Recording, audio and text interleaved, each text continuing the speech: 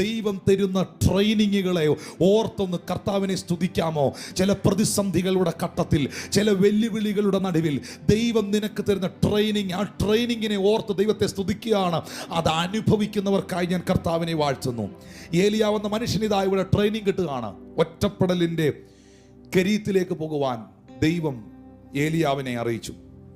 അവിടെ അപ്പവും ഇറച്ചിയും കാക്ക കൃത്യമായി കൊണ്ടു കൊടുത്തു.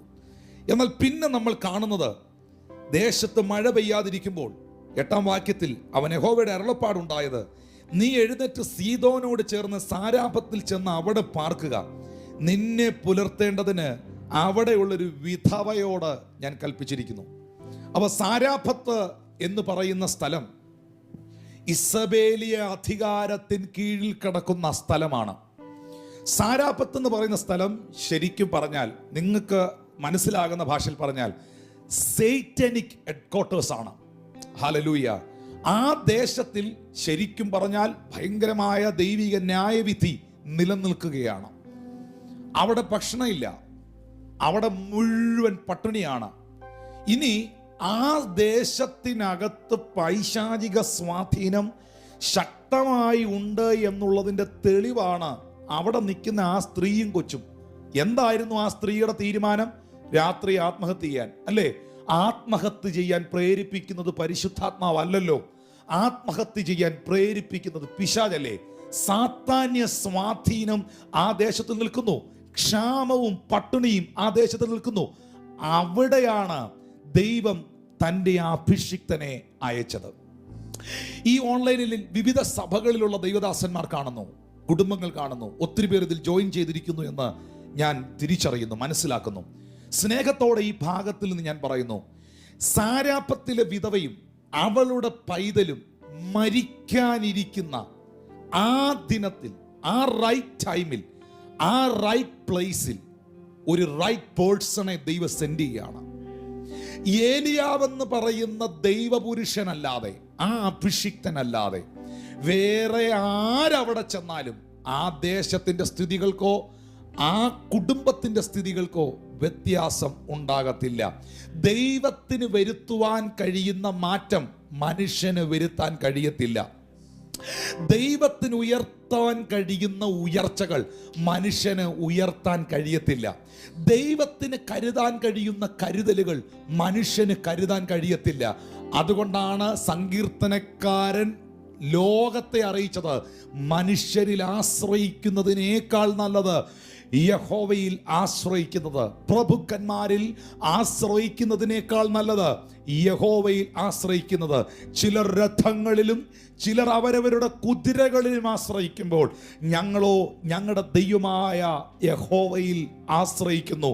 യിരെമ്യാവ് പറയുന്നു, യഹോവ ആശ്രയമായിരിക്കുകയും യഹോവയിൽ തന്നെ ആശ്രയിക്കുകയും ചെയ്യുന്ന പുരുഷൻ ഭാഗ്യവാൻ, അനുഗ്രഹിക്കപ്പെട്ടവൻ. എന്നെ കേൾക്കുന്ന വാത്സല്യ ദൈവത്തിൻ്റെ ജനമേ, ആ കുടുംബത്തിൻ്റെ അരികിലേക്ക് ഏലിയാവ് കടന്നു ചെല്ലുന്നു. പട്ടണത്തിൻ്റെ വാതിക്കലെത്തി. പട്ടണവാതിക്കലെത്തിയ സമയത്ത് വേദപുസ്തകത്തിൽ രേഖപ്പെടുത്തിയിരിക്കുന്നു, ഒരു വിധവ വിറക് പെറുക്കിക്കൊണ്ടിരുന്നു. 10-ാം വാക്യത്തിൽ അവൻ അവളെ വിളിച്ചു, എനിക്ക് കുടിക്കുവാൻ ഒരു പാത്രത്തിൽ കുറെ വെള്ളം കൊണ്ടുവരണമെന്ന് പറഞ്ഞു. അവൾ കൊണ്ടുവരാൻ പോകുമ്പോൾ, ഒരു കഷ്ണം അപ്പവും കൂടെ നിന്റെ കയ്യിൽ കൊണ്ടുപോരണമേ എന്ന് അവളോട് പറഞ്ഞു. അതിനവൾ, നിന്റെ ദൈവമായ യഹോവയാണ്, കലത്തിൽ ഒരു പിടി മാവും തുരുത്തിയിൽ അല്പവും എണ്ണയല്ലാതെ എനിക്ക് ഒരപ്പവുമില്ല. ഇതാ ഞാൻ 2 വിറക് പെറുക്കുന്നു. ഇത് കൊണ്ടുചെന്ന് എനിക്കും മകനും വേണ്ടി ഒരുക്കി, അതു ഞങ്ങൾ തിന്നിട്ട് മരിക്കാനിരിക്കുകയാകുന്നു എന്ന് പറഞ്ഞു. ശ്രദ്ധിക്കുക, ഏലിയാവ് അവളോട്, ഭയപ്പെടേണ്ട, നീ ചെന്ന് നീ പറഞ്ഞതുപോലെ ചെയ്യുക. എന്നാൽ ആദ്യം എനിക്കൊരു ചെറിയ അട ഉണ്ടാക്കിക്കൊണ്ടുവരിക, പിന്നെ നിനക്കും നിന്റെ മകനും വേണ്ടി ഉണ്ടാക്കിക്കൊള്ളുക. ഭൂമിയിൽ യഹോവ ഭൂമിയിൽ മഴ പെയ്യിക്കുന്ന നാൾ വരെ കലത്തിലെ മാവ് തീർന്നു പോകുകയില്ല, ഭരണിയിലെ എണ്ണ കുറഞ്ഞു പോകുകയില്ലെന്ന് ഇസ്രായേലിന്റെ ദൈവമായ യഹോവ അരുളി ചെയ്യുന്നു എന്ന് പറഞ്ഞു. ശ്രദ്ധിക്കാം ആ ഭാഗം.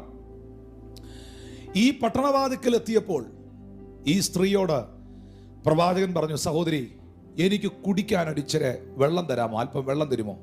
നിങ്ങൾ ഓർക്കണം, മഴ പെയ്തിട്ട് വർഷങ്ങൾ കഴിഞ്ഞു, മാസങ്ങളായി. ഒറ്റക്കിണറ്റിലും തോട്ടിലും വെള്ളമില്ല. കെരീത്ത് തോട് വരെ വറ്റിയത് കൊണ്ടാണ് സാരാഫത്തിലേക്കുള്ള ഏലിയാവിൻ്റെ വരവ്. തോട്ടിലും വെള്ളമില്ല, മുഴുവൻ പ്രതിസന്ധികൾ നിൽക്കുന്ന സമയം. തോട്ടിൽ വെള്ളമില്ല, കിണറ്റിൽ വെള്ളമില്ല, വയലിൽ വെള്ളമില്ല, കൃഷികളില്ല, എല്ലാം താറുമാറായി കിടക്കുന്ന, തകർന്നിരിക്കുന്ന ഒരു പ്രത്യേക സന്ദർഭം. ഇന്നത്തെ കാലഘട്ടവുമായിട്ടൊക്കെ തിരുവെഴുത്തിനെ നിങ്ങൾക്ക് കണക്ട് ചെയ്ത് പഠിക്കുവാനും ചിന്തിക്കുവാനും കഴിയും. ഈ സാഹചര്യത്തിലാണ് സാരാഫത്തിലേക്ക്, ഇസബേലിയ ശക്തിയുടെ ഹെഡ്ക്വാർട്ടേഴ്സിലേക്ക് ഏലിയാവിനെ ദൈവം അയക്കുന്നത്. അപ്പോ പ്രതിഷേധത്തെ അഭിഷേകമാക്കുക. ജീവിതത്തിൽ വെളിപ്പെടുന്ന പ്രതിസന്ധികൾ, കഷ്ടതകൾ, വെല്ലുവിളികൾ നിങ്ങളുള്ള ദൈവകൃപയും അഭിഷേകവും വർദ്ധിപ്പിക്കുമെന്ന് ഈ സെഷനിൽ ഞാൻ നിങ്ങളോട് പറഞ്ഞതിൻ്റെ ഒരു തെളിവ് ഞാൻ കാണിച്ചു തരാം. കെരീത്തിന്റെ ഒറ്റപ്പെടലിൽ ദൈവത്തിന്റെ കരുതലുകൾ അനുഭവിച്ച് ദൈവസന്നിധിയിൽ പ്രാർത്ഥിച്ച് എഴുന്നേറ്റ ഒരു ഭക്തന് മാത്രമേ സാരാഭത്തിൽ നിൽക്കാനുള്ള നട്ടലുണ്ടാവൂ. ഹല്ലേലൂയ. എപ്പോഴും തിരിച്ചറിയുക, നിങ്ങളുടെ ജീവിതത്തിലെ പ്രതികൂലങ്ങൾ, പ്രതിസന്ധികൾ നിങ്ങളുടെ പരാജയമല്ല, നിങ്ങളുടെ പ്രമോഷനാണ്. പല മേഖലകളിലും ദൈവം നിങ്ങളെ പ്രൊമോട്ട് ചെയ്യുകയാണ്. ഹല്ലേലൂയ. നാം ഒരു ചെറിയ ഉദാഹരണം പറഞ്ഞാൽ, ഒരു റോസാ ചെടിയിൽ ഒരു പൂ ഉണ്ടായി, അല്ലെ? ഒരു പൂ ഉണ്ടായി. നിങ്ങൾ എന്ത് ചെയ്തു? ഒരു കത്രിക കൊണ്ടുവന്ന് അല്ലെങ്കിൽ ഒരു ബ്ലേഡ് കൊണ്ടുവന്ന് ആ പൂ കരിഞ്ഞു പോയപ്പോൾ ആ കമ്പിനെ അങ്ങ് വെട്ടിയപ്പം റോസയ്ക്ക് നൊന്തു. ഒരു ചിന്തയായി ഞാൻ ഈ പറയുന്നത്. ആ കമ്പ് മുറിച്ചങ്ങ് മാറ്റിയപ്പോൾ റോസയ്ക്ക് നൊന്തു. പക്ഷേ വെട്ടിയവൻ അറിയാം എന്തിനാ വെട്ടിയെന്ന്, പക്ഷെ വെട്ടേറ്റ റോസയ്ക്ക് അറിയില്ല എന്തിനാ വെട്ടിയെന്ന്. ഒന്നുകൂടെ പറയാം, അതിനെ കട്ട് ചെയ്തവന്റെ മനസ്സിൽ അവനൊരു സംഭവം കാണുന്നുണ്ട്. പൊട്ടിക്കിളിർത്ത് ഒറ്റക്കമ്പും ഒറ്റപ്പൂവും വെളിപ്പെട്ടെടുത്ത് ചുറ്റും പൂവാകാൻ, അത് നിറച്ചും പൂക്കാനായി കിളിർപ്പുകൾ, നാമ്പുകൾ, മുളകൾ വരേണ്ടതിന് അത് വെട്ടിയവൻ വെട്ടി. പക്ഷെ വെട്ടേറ്റതായ റോസാ ചെടി അറിയുന്നില്ല എന്തിനാ വെട്ടിയെന്ന്. ഒരു പക്ഷെ ഇന്നത്തെ പ്രതികൂലം എന്തിനെന്ന് നിനക്കറിയില്ല, പക്ഷേ നിന്നെ വിളിച്ച ദൈവത്തിനറിയാം. അതിനകത്ത് മറഞ്ഞിരിക്കുന്ന ഒരു ദൈവികമായ പദ്ധതി ഉണ്ട് എന്ന് മനസ്സിലാക്കുന്നവർക്കായി ഞാൻ കർത്താവിനെ സ്തുതിക്കുന്നു. ഹല്ലേലൂയ. വളരെ ലളിതമായിട്ടൊരു ചിന്തയാണ് ഞാൻ അതിൽ നിങ്ങളോട് പറഞ്ഞത്. പ്രിയപ്പെട്ടവരെ, തിരിച്ചറിയുക, സാരാഫത്തിൽ ഏലിയാവ് ചെല്ലുമ്പോൾ ആ സഹോദരിയോട് കുടിക്കാൻ വെള്ളം ചോദിക്കുമ്പോൾ അവൾ വെള്ളം എടുക്കാൻ തിരിഞ്ഞു എന്നുള്ളതാ. ഇനി ആ സഹോദരിയെ കുറിച്ച് ഒന്നിട്ട് കാര്യങ്ങൾ പറയാം. യേശു ക്രിസ്തു തൻ്റെ പരസ്യ ശുശ്രൂഷ കാലഘട്ടത്തിൽ പൗലോസിനെ പോലൊന്നും കർത്താവ് പഴയ നിയമത്തിൽ നിന്ന് ഒത്തിരി കാര്യങ്ങൾ പുതിയ നിയമഭാഗത്തിൽ ഉദ്ധരിച്ചിട്ടില്ല. പറയേണ്ട പ്രധാനപ്പെട്ട ചില കാര്യങ്ങൾ മാത്രമേ പറഞ്ഞിട്ടുള്ളൂ. എന്നാൽ എമ്മൗസിലേക്ക് കടന്നുപോയ ക്ലെയോപ്പാവിനും ഭാര്യയ്ക്കുമാണ് മോശ തുടങ്ങി സകല പ്രവാചകന്മാരും തന്നെക്കുറിച്ച് പറഞ്ഞ തിരുവെഴുത്തുകളെ ആ 11 കിലോമീറ്റർ യാത്രയിൽ, ആ 7 നാഴിക ദൂരമുള്ള യാത്രയിൽ അവർക്ക് പറഞ്ഞു കൊടുത്തത്. എന്നാൽ യേശു കർത്താവ് ദേവാലയത്തിൽ, പള്ളിയിൽ പുസ്തകച്ചുരുൾ വായിക്കാൻ എഴുന്നേറ്റ സമയത്ത് എടുത്തു പറഞ്ഞ ഒരു സ്റ്റേറ്റ്മെന്റ് ആണ്, പ്രവാചകന്മാർ ഇല്ലാതിരുന്ന കാലഘട്ടത്തിൽ, പ്രവചന ശബ്ദങ്ങൾ വളരെ കുറവായിരുന്ന കാലഘട്ടത്തിൽ ദൈവം എഴുന്നേൽപ്പിച്ച പ്രവാചകനാണ് ഏലിയാവ് എന്ന പ്രവാചകൻ. എന്നാൽ സാരാഫത്തിലെ വിധവയുടെ അടുക്കലേക്കല്ലാതെ, മനസ്സിലാക്കണം, സാരാഫത്തിൽ ഒത്തിരി പേര് പട്ടിണിയിലാണ്. സാരാഫത്ത് എന്ന് പറയുന്ന ദേശം മുഴുവൻ ക്ഷാമത്തിലാണ്. Praise God. ആർക്കും ഒഴിവില്ല. അതിൻ്റെ നടുവിൽ യേശുക്രിസ്തു ദേവാലയത്തിൽ പറയുന്നു, ഒരുവളുടെ അടുക്കലേക്കല്ലാതെ പ്രവാചകനെ ദൈവം അയച്ചില്ല. ഹല്ലേലൂയ. ആ ഭാഗം ഒന്നുകൂടെ ഞാൻ പറയുന്നു. സാരാഫത്തിലെ ആ സ്ത്രീയുടെ, വിധവയുടെ അടുക്കലേക്കല്ലാതെ, എന്നാൽ പിന്നെ ആ വീട്ടിൽ ചെന്ന് ഏലിയാവ് ചെന്ന് പ്രാർത്ഥിച്ചപ്പം എണ്ണയുണ്ടായി, മാവുണ്ടായി, എന്നാൽ പിന്നെ എല്ലാ വീട്ടിലും അങ്ങ് പോയി പ്രാർത്ഥിച്ചേക്കാന്നല്ല. ദൈവത്തിൻ്റെ നിയോഗത്തിൽ നാം നിൽക്കുമ്പോൾ, ദൈവത്തിൻ്റെ പദ്ധതിയിൽ നിൽക്കുമ്പോൾ അതിനകത്തൊരു ടാർജറ്റ് ഉണ്ട്, അതിനകത്തൊരു ലക്ഷ്യമുണ്ട്. ദൈവം ഇങ്ങനെ കോമ്പോസ് കുത്തി കറക്കുന്നത് പോലെ പോയിന്റ് ഔട്ട് ചെയ്യുന്ന ഒരു പോയിന്റ് ഉണ്ട്. അവിടെ നിനക്ക് നിൽക്കാൻ പറ്റിയാൽ, അവിടെ നിനക്ക് എത്താൻ പറ്റിയാൽ ശുശ്രൂഷയിലും ജീവിതത്തിലും നീ വിജയിച്ചു. ഹല്ലേലൂയ. ഞാൻ പറയുന്ന പോയിന്റ് എല്ലാം കറക്റ്റാണ്, എൻ്റെ പോയിന്റ് ഞാൻ നിൽക്കുമെന്ന് പറഞ്ഞാൽ പോയിന്റ് നീയും മാത്രമേ കാണുള്ളൂ, പിന്നെ പോയിന്റ് പോലും കാണുകയില്ല. പക്ഷെ ദൈവം കുത്തുന്ന പോയിന്റിനകത്ത് നീ ഉണ്ടെങ്കിൽ, ദൈവം നിന്നെ അയക്കുന്നിടത്ത്, അല്ലേ? സാരാപത്തിലെ വിധവയുടെ വീട്ടിൽ ചെന്ന് പ്രാർത്ഥിച്ചപ്പം ആ സഹോദരിയുടെ ജീവിതത്തിൽ ഭയങ്കരമായ അത്ഭുതം നടന്നു. എന്നാൽ പിന്നെ എല്ലായിടും അങ്ങ് പോയി മിറക്കിൾ കാണിച്ചേക്കാന്നല്ല. ദൈവത്തിനൊരു പദ്ധതിയുണ്ട്. ദൈവത്തിന് ചിലരെ അനുഗ്രഹിക്കാൻ ഒരു പ്ലാനുണ്ട്. ആമേൻ, സ്തോത്രം. വിചിത്രമായ ജീവിതത്തിലൂടെ പോയി ആത്മഹത്യ ചെയ്യാനിരുന്ന സ്ത്രീയെ ഒരു ചരിത്രമാക്കി മാറ്റാൻ ദൈവത്തിന് പദ്ധതിയുണ്ട്. Praise God. ആ പദ്ധതി ദൈവം നിറവേറ്റും. അത് ദൈവം ചെയ്തിരിക്കും. ഹല്ലേലൂയ. ഏലിയ വന്ന മനുഷ്യൻ അവളോട് അല്പം വെള്ളം കുടിക്കാൻ ചോദിച്ചപ്പോൾ വെള്ളം കുടിക്കാൻ പുള്ളിക്കാരി തിരിഞ്ഞു കേട്ടോ. ആ തിരിയുന്ന സമയത്ത് അടുത്ത കാര്യം പ്രവാചകൻ പറഞ്ഞു, എന്തായാലും പോകല്ലേ സിസ്റ്ററെ, എനിക്ക് കഴിക്കാൻ 2 അപ്പവും കൂടെ ചുട്ടോണ്ട് വരാൻ പറഞ്ഞു. ശ്രദ്ധിക്കേണ്ട ഒരു കാര്യം, പട്ടണവാതിക്കൽ പ്രവാചകൻ എത്തുമ്പോഴേ ഈ സഹോദരി വിറക് പെറുകിക്കൊണ്ടിരിക്കുകയായിരുന്നു. വേദോസം വായിക്കുന്നവർക്കറിയാം. മോനെ, ആ ലൈവ് ചാറ്റ് വേണമെങ്കിൽ 17-ന്റെ 10-ാം വാക്യം ഇട്ട് കൊടുത്തു. വിറക് പെറുകിക്കൊണ്ടിരിക്കുകയായിരുന്നു. മലയാളം ഇട്ട് കൊടുക്കണേ. അവൻ അവളെ വിളിച്ചു, എനിക്ക് കുടിക്കാൻ ഒരു പാത്രത്തിൽ കുറെ വെള്ളം കൊണ്ടുവരണമേ എന്ന് പറഞ്ഞു. അപ്പൊ ആ സഹോദരി എന്നാ പറഞ്ഞേ? 12-ാം വാക്യം കൂടെ ഒന്ന് ശ്രദ്ധിച്ചോ. അതിനവൾ, നിന്റെ ദൈവമായ യഹോവയാണ്. സ്തോത്രം. ഏലിയാവിന്റെ ദൈവം ആരാന്ന് നമുക്കറിയാം. നിന്റെ ദൈവമായ യഹോവ, നിന്നെ കാണുമ്പോഴേ അറിയാം നിന്റെ ദൈവം ആരാണ്. നിന്റെ ദൈവമായ യഹോവയാണേ. നിന്റെ മുഖത്ത് നോക്കി അറിയാം നിന്റെ അകത്തിരിക്കുന്നവരാണ്. ഓരോന്നോരോന്ന് ഇടയ്ക്ക് വരുന്ന പറയാ. നിന്റെ ദൈവമായ യഹോവയാണേ. കലത്തിൽ ഒരു പിടി മാവും തുരുത്തിയിൽ അല്പവും എണ്ണയും മാത്രമല്ലാതെ എനിക്കൊരപ്പവും ഇല്ല. ഹല്ലേലൂയ. അടുത്ത വാക്യത്തിൽ, ഇതാ 2 വിറക് പെറുക്കുന്നു, ഇത് കൊണ്ടുചെന്ന് എനിക്കും മകനും വേണ്ടി ഒരുക്കി, അത് ഞങ്ങൾ തിന്നിട്ട് മരിക്കാനിരിക്കുകയാകുന്നു. ഹല്ലേലൂയ. 2 വിറക്, അല്പമെണ്ണ. പദമൊക്കെ ശ്രദ്ധിച്ചോണം. അല്പമെണ്ണ,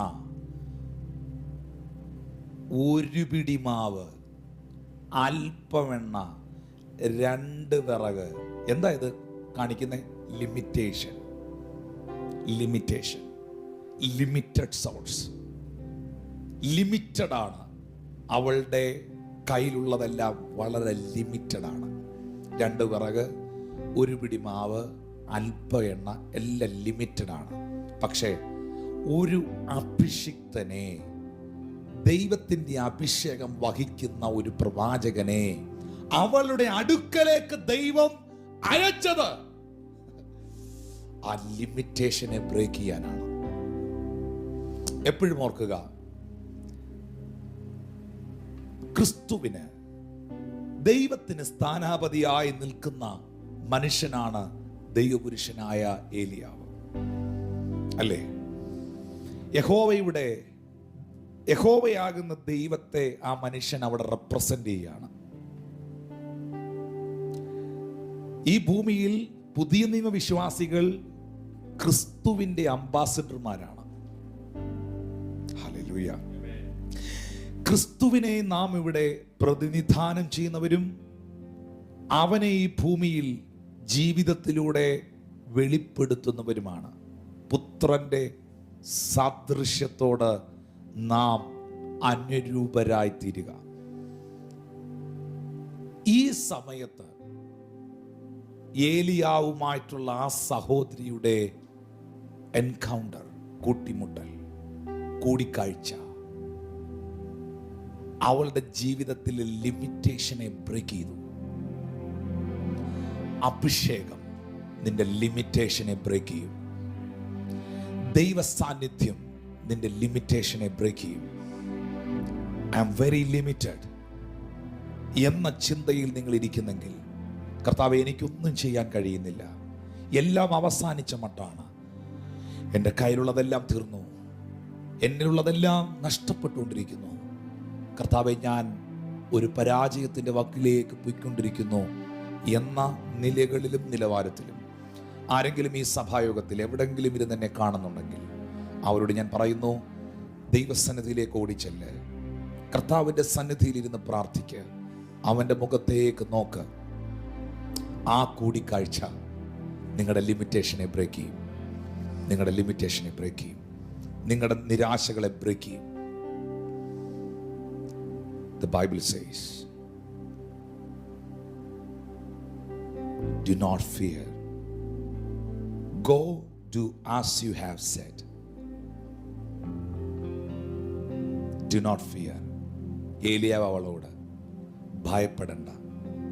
ഇന്ന് രാത്രി നീ സൂയിസൈഡ് ചെയ്യാനിരിക്കുമായിരുന്നല്ലേ? നീ നിന്റെ കുഞ്ഞും മരിക്കാനിരിക്കുമായിരുന്നല്ലേ? എവിടുന്നോ ഒരു ഭയം നിന്റെ അകത്ത് കയറിയല്ലോ. എവിടുന്നോ ഒരു ഭയം നിന്റെ അകത്ത് കയറിയല്ലോ. സാമ്പത്തികത്തെക്കുറിച്ചുള്ള ഭയം, നാളെക്കുറിച്ചുള്ള ഭയം, പട്ടിണിയെക്കുറിച്ചുള്ള ഭയം, നാളത്തെ ദിവസത്തെ ഞാൻ എങ്ങനെ ഫേസ് ചെയ്യും എന്നുള്ള ഭയം. എവിടുന്നോ ഒരു ഭയം നിന്റെ അകത്ത് കയറിയല്ലോ. അതുകൊണ്ട് ആദ്യം ഇന്ന് ചിലരോട് കർത്താവിന് പറയാനുള്ളത്, നിന്റെ സാഹചര്യത്തെ, നിന്റെ പ്രസന്റ് സിറ്റുവേഷനെ, ഇന്നത്തെ അവസ്ഥകളെ, രോഗങ്ങളെ, ദുരിതങ്ങളെ കണ്ട് നീ ഭയപ്പെടരുത്. ഭയപ്പെടണ്ട. നീ ചെന്ന് പറഞ്ഞ പോലെ ചെയ്യുക. പറഞ്ഞ പോലെ ചെയ്യുക. എന്നാൽ ആദ്യം എനിക്ക് ചെറിയൊരു അട ഉണ്ടാക്കിക്കൊണ്ടുവരിക. ഞാൻ ആ വിഷയത്തിൽ തൊടുന്നില്ല കേട്ടോ. അതിശക്തമേറിയ ഒരു ആത്മീക സന്ദേശം അതിനകത്തുണ്ട്. ആദ്യം നീ കൊടുക്ക്. ആദ്യം നീ കൊടുക്കേണ്ടടുത്ത് കൊടുക്ക്. ആദ്യം നീ ചെയ്യേണ്ടത് ചെയ്യ്. ആദ്യം നിന്റെ മനോഭാവം. ഇതൊരു ടെസ്റ്റാണ്.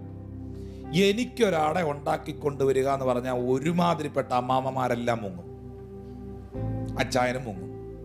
പിന്നെ അവരുടെ ഭാവി എന്തുവാന്ന് പോലും നമുക്ക് പറയാൻ പറ്റുകയില്ല. അന്ന് രാത്രി മിക്കവാറും പോകാനാ സാധ്യത. പക്ഷേ ഇതൊരു ടെസ്റ്റാണ്, വിശ്വാസത്തിൻ്റെ പരിശോധനയാണ്. ആ പരിശോധനകളിൽ വേണോ വേണ്ട, നോ. ദൈവത്തിനും അവൻ്റെ വചനത്തിനും അവൻ്റെ നാമത്തിനും വേണ്ടി നീ ചെയ്യേണ്ട കാര്യം നീ ചെയ്താൽ നിനക്ക് വേണ്ടത് ദൈവം ചെയ്യും. ഞാൻ എപ്പോഴും പറയുന്നൊരു കാര്യം, കർത്താവിന് വേണ്ടി ഒരു സ്റ്റെപ്പ് നീ വെച്ചാൽ, വലിയ കാര്യമൊന്നും ചെയ്യുന്നില്ലെന്ന് നമുക്ക് തന്നെ അറിയാം, പക്ഷെ ഒരു സ്റ്റെപ്പെങ്കിലും വെച്ചാൽ ദൈവം നിനക്ക് വേണ്ടി പല ചുവടുകൾ വയ്ക്കും. അത് വിശ്വസിക്കുന്നവർക്കായി കർത്താവിനെ സ്തുതിക്കുന്നു. അവള് അപ്പം ഉണ്ടാക്കാൻ വേണ്ടി പോയെന്നാണ് അവിടെ എഴുതിയിരിക്കുന്നത്. സ്തോത്രം. 15-ാമത്തെ വാക്യത്തിൽ പറയുന്നു, അവൾ ചെന്ന് ഏലിയാവ് പറഞ്ഞതുപോലെ ചെയ്തു. എനിക്കൊരു റിക്വസ്റ്റ് ഉണ്ട് കേട്ടോ. കഷ്ടതകൾ എല്ലാവർക്കും ഉണ്ട്, പരീക്ഷകൾ എല്ലാവർക്കും ഉണ്ട്, വെല്ലുവിളികൾ എല്ലാവർക്കും ഉണ്ട്. പ്രാർത്ഥിക്കുന്നവനും കാറുണ്ട്, പ്രാർത്ഥിക്കാത്തവനും കാറുണ്ട്. പ്രാർത്ഥിക്കുന്നവനും വീടുണ്ട്, പ്രാർത്ഥിക്കാത്തവനും വീടുണ്ട്. ദൈവവിശ്വാസിക്കും കാശുണ്ട്, ദൈവവിശ്വാസം ഇല്ലാത്തവർക്കും കാശുണ്ട്. ഈ പണവും വീടും കാറും ഒന്നും അല്ല കേട്ടോ നിങ്ങൾ ദൈവമായിട്ട് ബന്ധമുണ്ടെന്നുള്ളതിൻ്റെ തെളിവ്. നോ, ദൈവമായി നിങ്ങൾക്ക് ബന്ധമുണ്ട് എന്നുള്ളതിൻ്റെ തെളിവെന്ന് പറയുന്നത് ടെസ്റ്റ് വരുമ്പോഴാണ്. എത്ര പൈസക്കാരനാണെങ്കിലും വലിയ കോടീശ്വരനാണെങ്കിലും നിരാശ വന്നാൽ അവന് ദൈവമായിട്ട് ബന്ധമില്ലെങ്കിൽ അവൻ ദൈവഹിതമില്ലാത്ത കാര്യം ചെയ്തിരിക്കും. പക്ഷെ ദൈവമായിട്ട് ബന്ധമുള്ളവൻ എത്ര പ്രതിസന്ധി വന്നാലും, എത്ര തിര വന്നാലും, എത്ര പ്രതികൂലം വന്നാലും അവൻ ആ തിരയുടെ മുകളിലൂടെ നടന്നിരിക്കും. നിങ്ങൾ കടന്നുപോയ, നിങ്ങളിപ്പോൾ അനുഭവിക്കുന്ന ചില വിഷയങ്ങളില്ലേ, പക്ഷെ അതിൻ്റെ നടുവിൽ ഇപ്പോഴും നിങ്ങൾ വളരെ കൂളായി പ്രാർത്ഥിച്ച് സന്തോഷത്തോടെ എൻ്റെ ദൈവം എനിക്ക് വേണ്ടി പ്രവർത്തിക്കുമെന്ന് ഉറപ്പോടെ നിങ്ങൾ ജീവിക്കുന്നില്ലേ? പക്ഷേ ഇതേ നിങ്ങൾ കടന്നുപോയ അതേ പ്രശ്നങ്ങളിലൂടെ കടന്നുപോയ പലരും ഇന്ന് ഈ ഭൂമിയിലില്ല. ചിലർ ഡിപ്രസ്ഡായി, ചിലരിപ്പോഴും സൈക്കാട്രിക് പ്രോബ്ലത്തിന് മരുന്ന് കഴിച്ചുകൊണ്ടിരിക്കുന്നു, അവരുടെ ഡിപ്രഷന് മരുന്ന് കഴിച്ചുകൊണ്ടിരിക്കുന്നു. ചിലർ സമനില തെറ്റിയിരിക്കുന്നു, ചിലർ മരണപ്പെട്ടിരിക്കുന്നു, ചിലർ ആത്മഹത്യ ചെയ്ത് കഴിഞ്ഞിരിക്കുന്നു. പക്ഷെ അതിൻ്റെ നടുവിൽ, ഈ വലിയ തിരകളുടെയും പ്രശ്നങ്ങളുടെയും നടുവിൽ നിങ്ങൾക്ക് എങ്ങനെ പിടിച്ചു നിൽക്കാൻ പറ്റുന്നൊരു ക്വസ്റ്റ്യനുണ്ട്. ആൾക്കാർക്ക് ഇപ്പോഴും അറിഞ്ഞുകൂടാത്തൊരു കാര്യം അതാ കേട്ടോ. ഈ പുള്ളി എങ്ങനെ ജീവിക്കുന്നു, ഈ മനുഷ്യൻ എങ്ങനെയാണ്, ഈ മനുഷ്യന് എങ്ങനെ നിൽക്കാൻ പറ്റുന്നു? ഒറ്റ ഉത്തരവേ ഉള്ളൂ. അങ്ങനെ ചിന്തിക്കുന്നവർക്ക് ദൈവത്തോട് ബന്ധമില്ലേ? ഞാൻ പറയാം, നിന്നിലില്ലാത്ത ഒരുത്തൻ എന്നിലുണ്ട്. അവൻ നിന്നിലും വരണമെന്നുള്ളതാണ് എൻ്റെ ആഗ്രഹം. അതാണ് 1 യോഹന്നാൻ 4:4 കർത്താവ് പറഞ്ഞത്, നിങ്ങളിലുള്ളവൻ ലോകത്തിലുള്ളവനേക്കാൾ വലിയവനാണ്. അവനുണ്ടോ എന്നാണ് പരിശോധിക്കേണ്ടത്. അവൻ നിങ്ങളിലുണ്ടോ? അവൻ നിങ്ങളിലുണ്ടെങ്കിൽ നിങ്ങൾ നിങ്ങളുടെ വിശ്വാസത്താൽ ലോകത്തെ ജയിക്കും. വചനം പറയുന്നു, ആ സഹോദരിയുടെ ഏലിയാവ് പറഞ്ഞതുപോലെ ചെയ്തു. അവൾ എന്നാ പറഞ്ഞേ? എൻ്റെ കയ്യിൽ ഒരു പിടി മാവും അല്പം എണ്ണയും മാത്രമേ ഉള്ളെന്നാണ് പറഞ്ഞ്. പക്ഷേ അവൾക്കും അവിടെ കൊച്ചിനും മാത്രമേ ഉള്ളെന്ന് പറഞ്ഞ സ്ഥാനത്ത് കണ്ടിട്ടില്ലാത്ത മാവും കണ്ടിട്ടില്ലാത്ത എണ്ണയും എന്നാ സംഭവിക്കും നോക്കറിയത്തില്ല. പക്ഷെ അത് അവളത് എടുക്കാൻ പോയി. അതാണ് ഫെയ്ത്ത് എന്ന് പറയുന്നത്. വിശ്വാസം എന്ന് പറയുന്നത് ഫ്രിഡ്ജിനകത്ത് ഇരിപ്പുണ്ട് സാധനം. പല ആൾക്കാരും ഒരു 2 മാസത്തേക്കുള്ളത് ഫ്രീസറിനകത്ത് ഇടിച്ച് കയറ്റി വെച്ച് 50 കിലോ അരി എടുത്ത് വീട്ടിയിട്ട്, പിന്നെ പുഴുത്താലും വേണ്ടില്ല കുറേ പച്ചക്കറി എല്ലാം കൂടെ എവിടുന്നേലും മേടിച്ചുകൊണ്ട് വന്ന് ഷെൽഫേലെല്ലാം നിറച്ച് വരും. ഒന്നും കണ്ടിട്ടല്ല എൻ ജീവിതാരംഭം ഒന്നും കണ്ടിട്ടല്ല. എന്ന് ഫ്രിഡ്ജ് തുറന്നാൽ ഇഷ്ടം പോലെ കാണാനിരിപ്പുണ്ട്. Praise God. അതൊക്കെ പരിജ്ഞാനോ, അങ്ങനെയൊന്നും ചെയ്യരുതെന്നല്ല. അതൊക്കെ പരിജ്ഞാനോ, ഒരു നാളത്തേക്ക് വേണ്ടി കരുതിയൊക്കെ വെക്കുന്നത് വളരെ നല്ലതാണ്. പക്ഷെ ഒന്നും മുമ്പിൽ കാണാതെ, നാളെ എങ്ങനെയെന്നറിയാതെ വിശ്വാസത്താൽ നിന്റെ നാളകളെ നീ ഇന്ന് കാണുന്നതാണ് വിശ്വാസം. ഹല്ലേലൂയ. സാറയുടെ ഗർഭപാത്രത്തിൻ്റെ നിർജീവത്വം തിരിച്ചറിഞ്ഞിട്ടും ശരീരത്തിൻ്റെ ബലം ക്ഷയിച്ചിട്ടും മാനുഷികമായും വൈദ്യശാസ്ത്രപരമായും തലമുറകളുണ്ടാകാൻ യാതൊരു സാധ്യതകളുമില്ലെന്ന് തിരിച്ചറിഞ്ഞിട്ടും വിശ്വാസത്താൽ നീ അതിനെ കാണുന്നതാണ് വിശ്വാസം. ആശിക്കുന്നതിൻ്റെ ഉറപ്പും കാണാത്ത കാര്യത്തിൻ്റെ നിശ്ചയവും. ഇല്ലാത്ത മാവും ഇല്ലാത്ത എണ്ണയും ഉണ്ടെന്ന് വിശ്വസിച്ച് അതുണ്ടാക്കാൻ പോകുന്നതാണ് വിശ്വാസം. അവിടെ സാധനം വെളിപ്പെട്ടിരിക്കും. ഉറപ്പായിട്ടും ദൈവത്തിൻ്റെ കരുതൽ കണ്ടിരിക്കും. ഒരിക്കലും അവിശ്വസിച്ച് പിന്മാറി സംശയിച്ച് പുറകോട്ട് പോയവരാരും ലക്ഷ്യസ്ഥാനത്തെത്തിയിട്ടില്ല. ഒന്നും മുമ്പിൽ കാണാതെ വിശ്വസിച്ച് ഇന്നെന്നെ കരുതിയ ദൈവം, ഇന്നലകളിൽ എന്നെ കരുതിയ ദൈവം ഇന്നും എന്നെ കരുതുമെന്ന ഉറപ്പോടെ മുന്നോട്ട് പോകുന്നവർക്ക് മാത്രമേ, അവൻ നാളുകളിലും എൻ്റെ ഒപ്പമുണ്ടെന്ന വിശ്വാസമുള്ളവർക്ക് മാത്രമേ നാളുകളിൽ അത് അനുഭവിക്കാൻ പറ്റുള്ളൂ കേട്ടോ.